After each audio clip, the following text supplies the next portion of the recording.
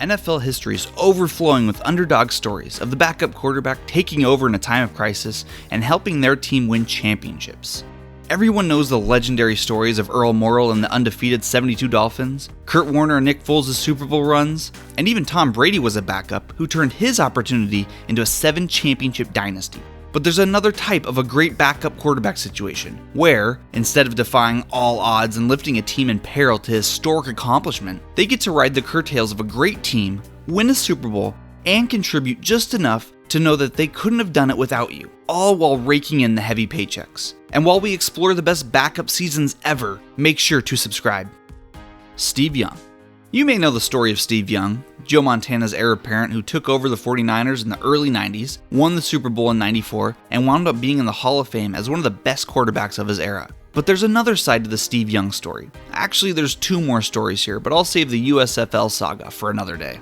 After 2 underwhelming years in Tampa, Young found himself as the backup in San Francisco from 87 until he became the starter in 91. But during his 4-year ride on the bench, the 49ers won 2 Super Bowls in 88 and 89, and Young played a major role in both of those championship runs. In 88, the 49ers narrowly made the playoffs as they wound up in the good end of a 3-way tie in the division as the Niners finished 10-6. But 2 of those wins came from the assistance of Young's left arm. Without his wins over the also 10-6 Giants and the 11-5 Vikings, there would have been no postseason football for the 1988 49ers, let alone a Super Bowl win. But Young doubled down on elite backup play in 1989. That season, the 49ers were the most dominant team in the league, finishing with the most points scored and the best record at 14-2.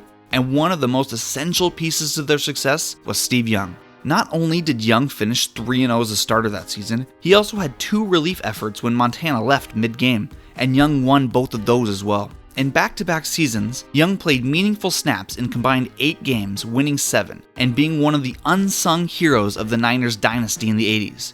And in those 2 years, he made $700,000 and $900,000. So next time you hear someone talk about the best backups ever, don't forget Young just because he had a great career as a starter too. Charlie Batch.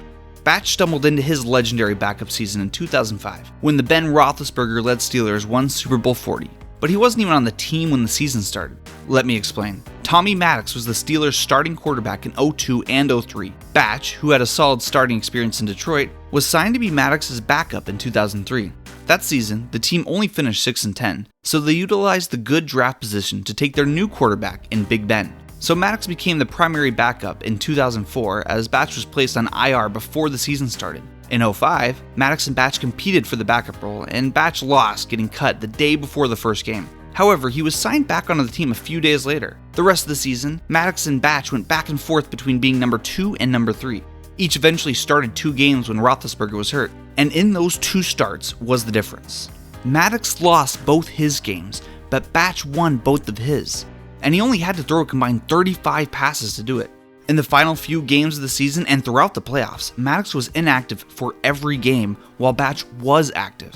And even though he didn't play at all in the playoffs, his 2 wins were crucial for Pittsburgh to make the playoffs in the first place. And not only did Batch get the satisfaction of knowing he helped the team win a Super Bowl, he was rewarded for it too. The Steelers gave Batch a 3-year, $4.22 million extension, and poor Tommy Maddox got cut.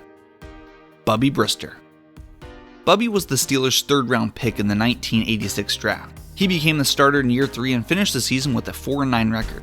The team was obviously impressed with his play as they signed him to a 2-year, $2.75 million deal in the offseason. That may not sound like much, but at the time, that was the largest contract in Steelers history. He had an up-and-down career in Pittsburgh and found himself in backup roles with the Eagles and Jets between 93 and 95, and he was out of the league in 96, until the Broncos gave him a shot in 97. His Broncos contract is unknown, and it likely wasn't very lucrative, but he had made his money with the Steelers at that point. But in the 97 season, Bubby got to ride the sideline all the way to the Super Bowl. A free ring just for showing up. The entire season, he threw a combined 9 passes. It doesn't matter what his contract was, it was easy money. But what about the satisfaction of knowing he helped the team win a championship? He must have felt a void for not contributing on the field. Perhaps. But those sorrows must have been short-lived, as he retained the Broncos' backup quarterback spot in 98 too. And this time, he helped. Bubby filled in for an injured Elway in the second quarter of their Week 3 game against the Raiders, and he led them to victory.